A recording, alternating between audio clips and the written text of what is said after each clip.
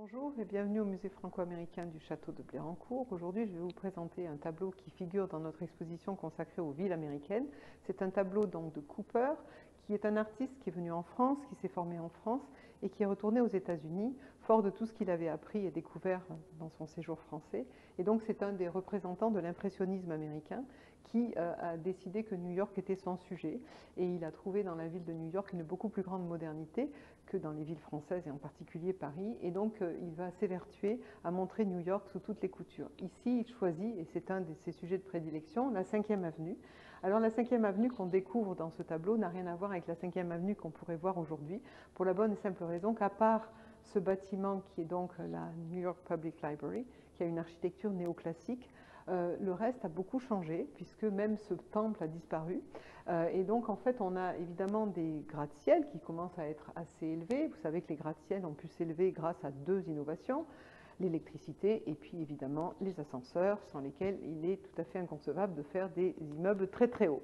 En l'occurrence, ceux-ci sont déjà très hauts par rapport à nos critères français. Ils débordent et ils dépassent le bâtiment officiel qui est ce temple de la culture qui est la bibliothèque.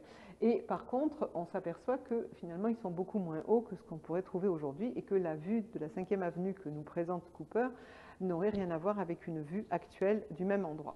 Parce que ces immeubles ont été détruits et qu'on les a remplacés par des immeubles beaucoup plus hauts. Donc on est en 1913, c'est très tard pour l'impressionnisme, mais à la fois c'est un peu une vision intemporelle. Donc la lumière, il travaille beaucoup sur la lumière sur les différents immeubles. Vous voyez qu'ils sont très colorés. Alors ce qui est frappant aussi, c'est qu'ils ne s'intéressent pas du tout aux habitants de New York et en fait on ne voit que des petites fourmis en bas qui montrent à la fois la coexistence entre des véhicules hippomobiles et le début des véhicules automobiles. Et en fait ces personnages sont juste là pour nous donner l'échelle des bâtiments. Donc c'est assez important de voir en fait déjà l'immensité, la taille gigantesque de ces immeubles par rapport à nos immeubles français. Alors écoutez, j'espère que vous pourrez venir le voir en vrai au musée franco-américain de Blérancourt. Bonne journée à vous, au revoir.